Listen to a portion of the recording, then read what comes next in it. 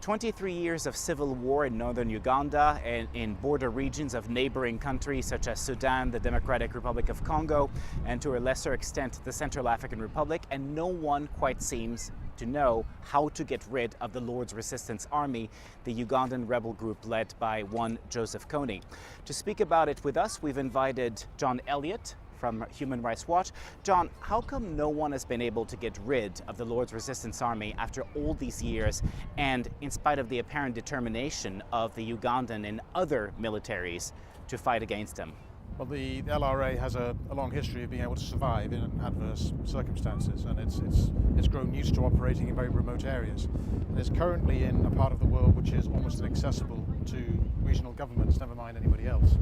It's in dense jungle, it's in open savanna with basically very dispersed populations.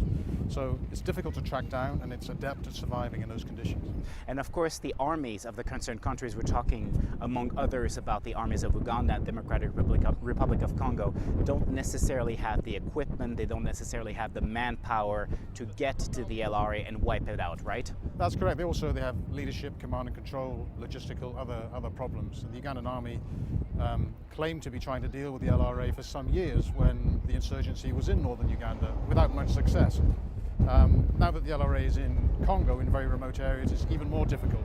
And one has to question whether the Ugandan army will ever have the capacity to be able to deal with the problem at hand. And that in spite of the support of the United States. In fact, the United States was involved in training Ugandan armed forces, even lent logistical support to a joint Ugandan-Sudanese operation a little while back, and that didn't bring the expected success, now did it? It didn't really. This was sort of December 2008, and we saw at the time horrific LRA retaliation in Congo where over 800 people were butchered in a very short space of time. 800? Over 800, and we reported that in our report entitled Christmas Massacres in December 2008.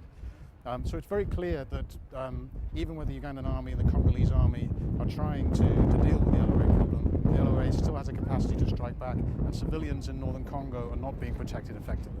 Well, in fact, the LRA's misdeeds, the alleged misdeeds have been well documented for a little while now. Of course, your organization recently came out with a report stating that 321 civilians were massacred in northeast Congo in early December. But where do they get the resources they need to keep fighting? Where do they get their weapons? They don't seem to have any allies on the international stage, but yet they keep on striking. Well, I mean, it was at least 321, probably more.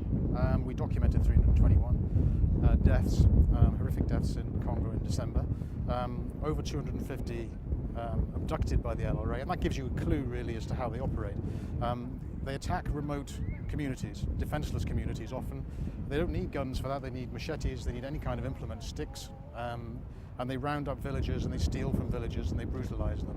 So these are defenseless populations, you don't need heavy weapons to brutalize them. And it does look as if the LRA is targeting these communities for a range of reasons.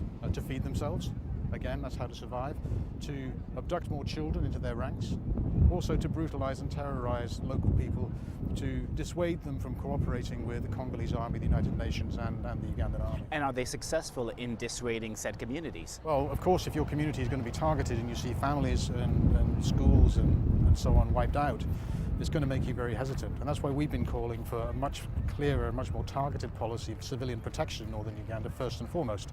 If you can't protect the civilian population, the chances are you're not going to be able to deal with the LRA problem.